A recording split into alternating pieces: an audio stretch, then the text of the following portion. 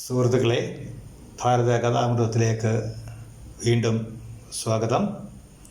ഈ channel ഇതുവരെയായും subscribe ചെയ്തിട്ടില്ലാത്തവർ subscribe ചെയ്യണമെന്നും തുടർന്നുള്ള കഥകൾ ക്രമമായി ലഭിക്കുന്നതിന് ബെല്ലൈക്കൺ കൂടി പ്രസ് ചെയ്യണമെന്ന് അഭ്യർത്ഥിച്ചുകൊണ്ട് കഥ തുടരുന്നു. വൈശമ്പായനൻ പരശുരാമചരിതം തുടരുകയാണ്. പണ്ട് ഹേഹേ രാജ്യത്ത് കാർത്യവീരാർജുനൻ എന്നൊരു രാജാവ് ഉണ്ടായിരുന്നു. അത്രിപുത്രനായ ദത്താത്രേയ മഹർഷിയുടെ അനുഗ്രഹത്തിൻ്റെ ഫലമായി 1000 കരങ്ങളും 8 ഐശ്വര്യങ്ങളും അദ്ദേഹത്തിന് ഉണ്ടായിരുന്നു. ഒരിക്കൽ രാവണൻ എന്ന അതുല്യ പരാക്രമശാലിയായ ലങ്കേശ്വരനെ അദ്ദേഹം ബന്ധിച്ച് കാരാഗൃഹത്തിലിട്ട് പൂട്ടി. അതോടുകൂടി കാർത്യവീരാർജുനൻ്റെ അഹങ്കാരം 10 മടങ്ങ് വർദ്ധിച്ചു.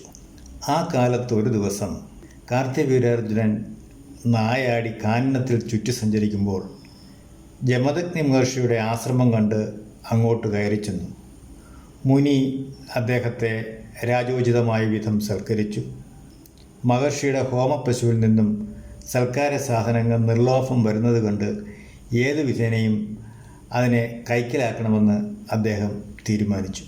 അതനുസരിച്ച് കാർത്തവീര്യൻ കൊട്ടാരത്തിൽ ചെന്ന ഉടനെ സൈന്യത്തെ ആശ്രമത്തിലേക്ക് പറഞ്ഞയച്ച് പശുവിനെയും കുട്ടിയെയും ബലമായി പിടിച്ചു കെട്ടിക്കൊണ്ടുപോയി. പുറത്തു പോയിരുന്ന ഇളയ മകനായ രാമൻ ആശ്രമത്തിൽ ആഗമിച്ചപ്പോൾ ഹോമപശുവിനെ രാജസേവകർ ബലമായി പിടിച്ചുകൊണ്ടുപോയ കഥ പിതാവ് സങ്കടത്തോടെ പറഞ്ഞു. ഒട്ടും താമസിക്കാതെ പരശുരാമൻ കാർത്തവീരാർജുനുമായി യുദ്ധത്തിലേർപ്പെടുകയും ഹോമപശുവിനെ വീണ്ടെടുക്കുകയും ചെയ്തു. യുദ്ധത്തിൽ കാർത്തവീരാർജുനൻ കൊല്ലപ്പെട്ടു. രാജാവിനെ വധിച്ചത് കഷ്ടമായി പോയെന്നും രാജാവ് ദൈവത്തിൻ്റെ പ്രതിപുരുഷനാണെന്നും അതുകൊണ്ട് ആ പാപം തീരണമെങ്കിൽ പുണ്യതീർത്ഥങ്ങൾ സന്ദർശിക്കണമെന്നും ജമദഗ്നി പുത്രനെ ഉപദേശിച്ചു. അതനുസരിച്ച് രാമൻ പുണ്യസ്ഥലങ്ങൾ സന്ദർശിച്ചും പുണ്യതീർത്ഥങ്ങൾ ആറാടിയും ഭാരതവർഷം മുഴുവനും ചുറ്റി നടന്നു. അങ്ങനെയിരിക്കെ ഒരു ദിവസം മഹർഷിയുടെ പത്നിയായ രേണുക വെള്ളം കൊണ്ടുവരാനായി കുടവുമേന്തി ഗംഗാതടത്തിൽ ചെന്നു. അപ്പോൾ ചിത്രരഥൻ എന്ന സുന്ദരനായ ഒരു ഗന്ധർവൻ സുന്ദരികളായ നാരിമാരും ഒരുമിച്ച് ജലക്രീഡ ചെയ്ത് രസിക്കുന്നത് കണ്ടു. രേണുക അല്പനേരം അങ്ങോട്ട് നോക്കി നിന്നുപോയി. അറിയാതെ അവളുടെ മനസ്സ് ഒന്ന് കുളിർന്നു. ശരീരം കോൾമയർ കൊണ്ടു. തന്നിലുളവായ ഈ ഭാവവ്യത്യാസം പാപഭീതിയാൽ അവൾ ഭർത്താവായ ജമദഗ്നി മഹർഷിയെ ധരിപ്പിച്ചു. പെട്ടെന്ന് മുനി കോപിഷ്ഠനായി. അവളെ വധിക്കുവാൻ പുത്രന്മാരോട് ആജ്ഞാപിച്ചു. അമ്മ പരിശുദ്ധയും പതിവ്രതയും ആയതുകൊണ്ടാണല്ലോ തന്നിലുണ്ടായ ഭാവവ്യത്യാസം അച്ഛനെ ധരിപ്പിച്ചത്. ആയതിനാൽ അമ്മയെ വധിക്കാൻ കഴിയില്ല എന്ന് പറഞ്ഞ് മൂത്ത 3 പുത്രന്മാരും അച്ഛൻ്റെ ആജ്ഞയെ ധിക്കരിച്ചു. എന്നാൽ 4ാമത്തെ പുത്രനായ പരശുരാമൻ പിതാവിൻ്റെ കൽപ്പന അനുസരിക്കാൻ തയ്യാറായി. പെറ്റമ്മയെയും അച്ഛൻ്റെ ആജ്ഞ ധിക്കരിച്ച 3 ജ്യേഷ്ഠന്മാരെയും പിതാവിന് വേണ്ടി അദ്ദേഹം നിർദാക്ഷിണ്യം വധിച്ചു. പിതാവിൻ്റെ ആജ്ഞയെ ആദരവോടെ അനുസരിച്ച രാമനോട് എന്ത് വരം വേണമെന്ന് ജമദഗ്നി ചോദിച്ചു. അമ്മയും ജ്യേഷ്ഠന്മാരും ജീവിക്കണം എന്നായിരുന്നു രാമൻ ആവശ്യപ്പെട്ട വരം. മഹർഷി സന്തോഷിച്ച് ആ വരം രാമന് നൽകി. തൽക്ഷണം തന്നെ ഉറക്കത്തിൽ നിന്നും ഉണർന്നവരെന്ന പോലെ മാതാവും സഹോദരങ്ങളും എഴുന്നേറ്റ് മഹർഷിയുടെ പാദങ്ങളിൽ നമസ്കരിച്ചു. കാർത്തവീര്യനെ വധിച്ച പരശുരാമനോട് അദ്ദേഹത്തിൻ്റെ പുത്രന്മാർക്ക് വൈരാഗ്യം വർദ്ധിച്ചു വന്നു. തരം കിട്ടുമ്പോൾ തക്ക പ്രതികാരം ചെയ്യണമെന്നായിരുന്നു അവരുടെ തീരുമാനം. അതിനു പറ്റിയ സന്ദർഭവും പാർത്ത് അവർ കാത്തിരുന്നു.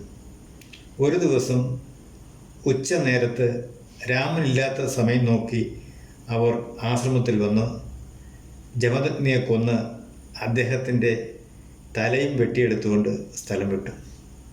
രേണുക അത് കണ്ട് വാവിട്ട് നിലവിളിച്ചു. അമ്മയുടെ രോദനം കേട്ട് അടുത്തുള്ള കാനനത്തിൽ പൂജാപുഷ്പങ്ങൾ പറിച്ചുകൊണ്ടിരുന്ന പരശുരാമൻ ഓടിയെത്തി. അച്ഛൻ്റെ ജഡം കേടുകൂടാതെ സൂക്ഷിച്ചു കൊള്ളണമെന്ന് ജ്യേഷ്ഠന്മാരോട് ഏർപ്പാട് ചെയ്തതിന് ശേഷം അദ്ദേഹം രോഷാകുലനായി മാവിഷ്മതിയിൽ പാഞ്ഞെത്തി. അർജുനപുത്രന്മാരെ ഒന്നൊഴിയാതെ തൻ്റെ പരശനാൽ വെട്ടിനുറുക്കി. അവിടെ ഉണ്ടായിരുന്ന മറ്റ് പാർത്ഥിവന്മാരെയും അദ്ദേഹം വധിച്ചു. അനന്തരം പിതാവിൻ്റെ ശിരസ്സും അവിടെ നിന്ന് എടുത്തുകൊണ്ടുവന്ന് ഉടലിനോട് ചേർത്ത് അച്ഛനെ ജീവിപ്പിച്ചു. കാർത്തിവീരന്മാരെ പോലെയുള്ള ക്ഷത്രിയ അധമന്മാർ ഈ ഭൂമുഖത്ത് ജീവിക്കാൻ പാടില്ല എന്ന് ജമദഗ്നി നിശ്ചയിച്ചു. ആ കാലത്തുള്ള ക്ഷത്രിയ രാജാക്കന്മാരെല്ലാം അസുരാംശം കൊണ്ട് ജനിച്ചിട്ടുള്ളവരാണെന്ന് അദ്ദേഹം മനസ്സിലാക്കി. അപ്രകാരമുള്ള കസ്മലന്മാരെ കൊല്ലുന്നതിനാണ് താൻ അവതരിച്ചിട്ടുള്ളതെന്ന് അദ്ദേഹം പരശുരാമനെ ഓർമ്മിപ്പിച്ചു.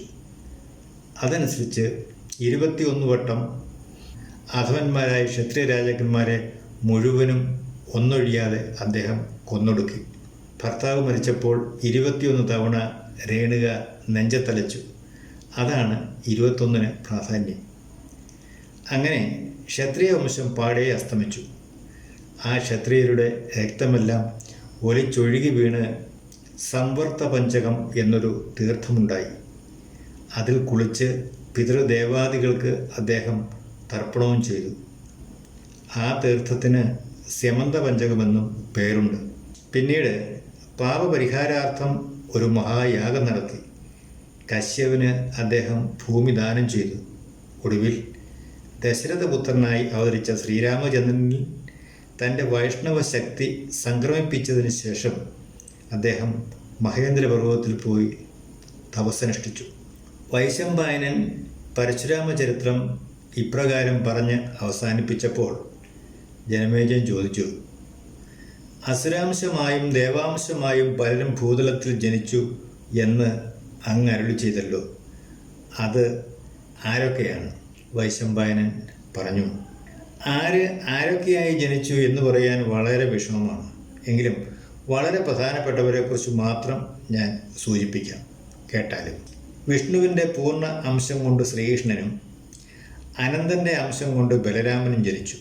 കാലനേമി എന്ന രാക്ഷസൻ കംസനായും ഹിരണ്യകശിപു, ഹിരണ്യാക്ഷൻ എന്ന അസുരന്മാർ രാവണ കുംഭകർണന്മാരായും പിന്നീട് ശിശുപാലൻ, ദന്തവക്ത്രൻ എന്ന രാജാക്കന്മാരായും പിറന്നു. വിപ്രചിത്തി എന്ന അസുരൻ ജരാസന്ധനായും പ്രഹ്ലാദൻ്റെ അനുജൻ സംഹ്ലാദൻ ശല്യനായും ബാഷ്കളൻ എന്ന അസുരൻ ഭഗദത്തനായും വിഷപ്രഭാവ് എന്ന അസുരൻ ദീർഘപ്രജ്ഞൻ എന്ന രാജാവായും കലി ദുര്യോധനായും ദ്വാപരൻ ശകുനിയായും പിറവിയെടുത്തു.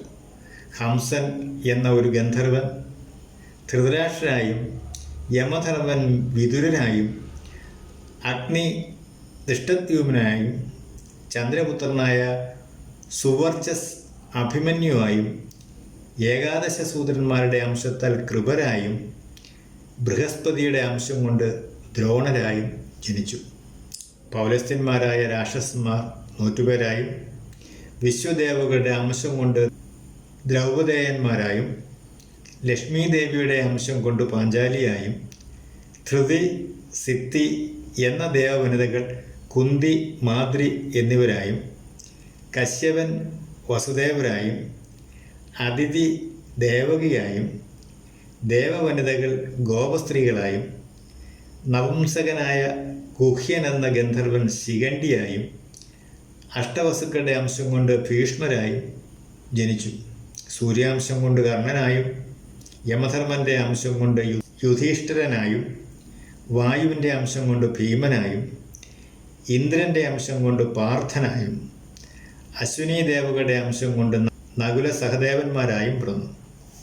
മരുത്തുക്കളായ ദേവകളുടെ അംശം കൊണ്ട് സാത്യകിയായും ഗണദേവകളുടെ അംശം കൊണ്ട് വിരാടൻ, ദ്രുപദൻ, കൃതവർമാവ് എന്നിവരും ഉണ്ടായി. അപ്സര സ്ത്രീകൾ ശ്രീകൃഷ്ണൻ്റെ 16,000 ഭാര്യമാരായും ജനിച്ചു. ഇപ്രകാരം ദേവാസുര ഗന്ധർവ അംശം കൊണ്ട് ഭൂമിയിൽ ജന്മം സിദ്ധിച്ചവർ സംഖ്യയില്ലാതോളമുണ്ട്. അങ്ങയുടെ പൂർവികന്മാരായ നകുഷൻ, യയാതി, പുരു, ഭരതൻ തുടങ്ങിയ ചന്ദ്രവംശ മഹാരഥന്മാരെല്ലാവരും ദേവാംശത്താൽ പിറന്നവരാണ്. അപ്പോൾ ജനമേജയൻ ചോദിച്ചു, അല്ലയോ ധന്യനായ മഹർഷിയെ, ചന്ദ്രവംശത്തിലെ ആദ്യ രാജേന്ദ്രനായിരുന്ന പുരൂരവസൻ്റെ മാതാവായ ഇള ആദ്യം ഒരു പുരുഷനായിരുന്നു എന്ന് അങ്ങ് നേരത്തെ പറഞ്ഞല്ലോ. അദ്ദേഹം പിന്നെ എങ്ങനെ ഒരു സ്ത്രീയായി? അതുപോലെ പുരൂരവസൻ്റെ പൗത്രനായ നകുഷൻ ഒരു പെരുമ്പാമ്പായി തീർന്നതിൻ്റെ ശാപകാരണം എന്താണ്? വൈശമ്പായനൻ പറഞ്ഞു, കശ്യപൻ്റെ പ്രഥമ പത്നിയായ അതിഥിയിൽ ഉണ്ടായ 12 മക്കളിൽ സൂര്യൻ്റെ പുത്രനായി യമധർമ്മനുണ്ടായി. സൂര്യന് ഒരു പുത്രിയും ജാതയായി. അവൾക്ക് യമി എന്ന് പേരിട്ടു. യമൻ യമിയെ വേളി കഴിച്ചു. അതിഥിയുടെ പുത്രന്മാരായ 12 ആദിത്യന്മാരും സൂര്യാംശ തേജസ്വികളാണ്.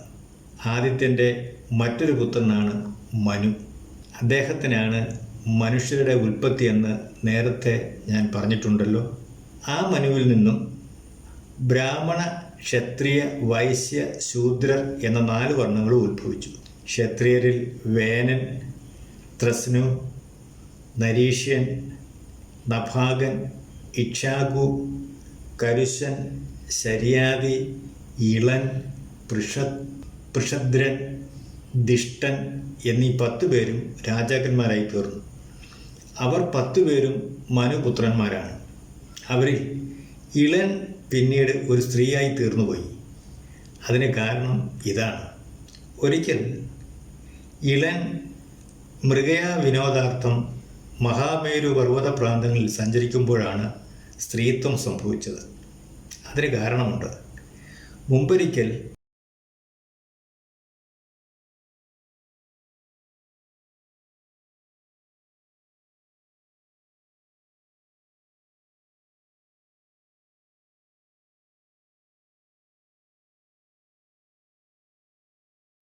ശ്രീ പാർവതിയും പരമശിവനും കൂടി ഏകാന്തമായ ആ വനത്തിൽ രതിലീലകളാടി സുഖിച്ചുകൊണ്ടിരിക്കുമ്പോൾ ഭഗവാനെ തൃക്കൺ പാർക്കുവാനായി കുറേ മാമുനികൾ അവിടെ എത്തി. പെട്ടെന്ന് ലജ്ജാവതിയായി തീർന്ന ഗിരികന്യകയായ പാർവതി ഇപ്രകാരം ശപിച്ചു, ഇനിമേൽ ഈ സ്ഥലത്ത് ഒരു പുരുഷൻ പ്രവേശിച്ചാൽ അവൻ ഉടൻ പെണ്ണായി പോകട്ടെ. അദ്രിപുത്രിയായ പാർവതിയുടെ ആ ശാപത്തിൻ്റെ ഫലമായിട്ടാണ് ഇളൻ ഇളയായി തീർന്നത്. ഒന്നിടവിട്ടു മാസങ്ങളിൽ ആണും പെണ്ണുമായി തീരാൻ വസിഷ്ഠമുനി ഒരു വരം പിന്നീട് അദ്ദേഹത്തിന് നൽകി. ഇളയുടെ സൗന്ദര്യം കണ്ട് ഭ്രമിച്ച് ചന്ദ്രാത്മജനായ ബുധൻ അവളെ വിവാഹം കഴിച്ചു. അവരിൽ നിന്നും ജനിച്ച പുത്രനാണ് പുരൂരവസ് എന്ന ആദ്യത്തെ ചന്ദ്രവംശ രാജാവ്. 7 ദീപ്തങ്ങളുമടക്കം ഈ ഭൂമണ്ഡലത്തിലെ ഏക ഛത്രാധിപതിയായിരുന്നു അദ്ദേഹം. ദേവലോക സുന്ദരീധാമമായ ഉർവശിയെ അദ്ദേഹം തൻ്റെ ഭാര്യയായി സ്വീകരിച്ചു. അവളിൽ 6 പുത്രന്മാർ അദ്ദേഹത്തിനുണ്ടായി. അവരിൽ മൂത്ത പുത്രൻ്റെ പേര് ആയുസ് എന്നായിരുന്നു. ഈ ചരിത്രം ഞാൻ മുമ്പ് തന്നെ പറഞ്ഞിട്ടുണ്ടല്ലോ. ആയുസിൻ്റെ പുത്രനായി നകുഷൻ ജനിച്ചു. ഉദാത്തനും ഉന്നത ശീർഷനുമായ ഒരു രാജപുങ്കവനായിരുന്നു അദ്ദേഹം. അദ്ദേഹത്തിൻ്റെ കീർത്തി ത്രിലോകങ്ങളിലും പരന്നു. സ്വർഗലോകം പിടിച്ചടക്കി അമരാധിപനായി അദ്ദേഹം കുറേ കാലം വാണു. ആ കാലത്ത് ഇന്ദ്രപത്നിയായ ഇന്ദ്രാണിയെ കണ്ടു ഭ്രമിച്ച് അവളുമായി രമിക്കുവാൻ അദ്ദേഹം ആഗ്രഹിച്ചു. അതിനുവേണ്ടി പലതവണയും അദ്ദേഹം അവളെ സമീപിച്ചു. മഹോന്നതന്മാരായ മഹർഷിമാരെ കൊണ്ട് പല്ലക്ക് ചുമപ്പിച്ച് അതിൽ കയറി വന്നാൽ ഞാൻ അദ്ദേഹത്തെ പ്രാപിക്കാമെന്ന് ഒടുവിൽ അവൾ സമ്മതിച്ചു. അതനുസരിച്ച് സപ്തർഷികളെ കൊണ്ട് കനകപ്പല്ലക്കും ചുമലിലെടുപ്പിച്ച് അദ്ദേഹം ഇന്ദ്രാണിയുടെ അന്തഃപുരത്തിലേക്ക് യാത്രയായി. പൊക്കം കുറഞ്ഞ അഗസ്ത്യൻ മറ്റുള്ള മുനിമാരോടൊപ്പം നടക്കാൻ കഴിവില്ലായിരുന്നു. അദ്ദേഹത്തിൻ്റെ കുമ്പിട്ട് മന്ദമുള്ള നടപ്പ് കണ്ട് കാമദേവനാൽ വെകിളി പിടിച്ചിരുന്ന നകുഷൻ പാമ്പിനെ പോലെ ഇഴയാതെ എന്ന് പറഞ്ഞ് കോപാവേശനായി അഗസ്ത്യൻ്റെ നടുവിന് ഒരു ചവിട്ട് കൊടുത്തു. ഉടനെ രോഷാകുലനായി തീർന്ന അഗസ്ത്യൻ പല്ലക്ക് താഴെ ഇട്ടുകൊണ്ട് ഉഗ്രമായി ശപിച്ചു, എടാ കാമാന്ധനായ മനുഷ്യാധമ, കാലുകൊണ്ട് ഒരു മഹർഷിയെ പാമ്പിനെ പോലെ ഇഴയുന്നോ? എന്ന് പറഞ്ഞ് ചവിട്ടിയതിന് നീ ഒരു പെരുമ്പാമ്പായി തീരട്ടെ. പാണ്ഡുപുത്രനായ ധർമാത്മജൻ നിന്നെ എന്നു വന്ന് കാണുന്നുവോ അന്ന് നിനക്ക് ശാപമോക്ഷവും സിദ്ധിക്കും. തൽക്ഷണം തന്നെ നകുഷൻ ഭീമാകാരനായ ഒരു പെരുമ്പാമ്പായി ഭൂമിയിൽ പതിച്ചു. കൃതായുഗത്തിലാണ് നകുഷൻ പാപഗ്രസ്തനായി ഭവിച്ചത്. അനവധി സഹസ്രം വർഷങ്ങൾക്ക് ശേഷം ദ്വാപരയുഗത്തിൻ്റെ അന്ത്യത്തിലാണ് അദ്ദേഹത്തിന് ശാപമോക്ഷം സിദ്ധിച്ചത്. ആ കാലം അത്രയും അദ്ദേഹം പെരുമ്പാമ്പായി കാട്ടിൽ കിടന്നു. അദ്ദേഹത്തിന് 6 പുത്രന്മാർ ഉണ്ടായിരുന്നു. രണ്ടാമത്തെ പുത്രനായ യയാതിയാണ് പിന്നീട് രാജ്യഭാരം കൈയേറ്റത്. അദ്ദേഹം ശുക്രമഹർഷിയുടെ പുത്രിയായ ദേവയാനിയെയും അസുരരാജാവായ വൃഷപ്രഭാവിൻ്റെ പുത്രി ശർമ്മിഷ്ഠയെയും വിവാഹം ചെയ്തു. ഉടനെ ജനമേജയൻ ചോദിച്ചു, ഹേ താപസോത്തമ, ക്ഷത്രിയ വംശതിലകനായ യയാതി ഒരു ബ്രാഹ്മണ കന്യകയായ ദേവയാനിയെയും അസുരരാജപുത്രിയായ ശർമ്മിഷ്ഠയെയും വിവാഹം കഴിച്ചത് ശരിയാണോ? ആചാരത്തിന് നിരക്കാത്ത ഒരു ബന്ധമല്ലേ അത്? പ്രതിലോമപരങ്ങളായ ആ വിവാഹ ബന്ധങ്ങൾ രണ്ടും എങ്ങനെ സംഭവിച്ചു? വൈശമ്പായനൻ പറഞ്ഞു, രാജാവേ കേട്ടാലും. സുഹൃത്തുക്കളെ, ഭാരതകഥാമൃതത്തിൻ്റെ ഈ എപ്പിസോഡ് ഇവിടെ അവസാനിക്കുകയാണ്. അടുത്ത ഒരു കഥയുമായി എത്തുന്നതുവരെ എല്ലാവർക്കും നന്ദി, നമസ്കാരം.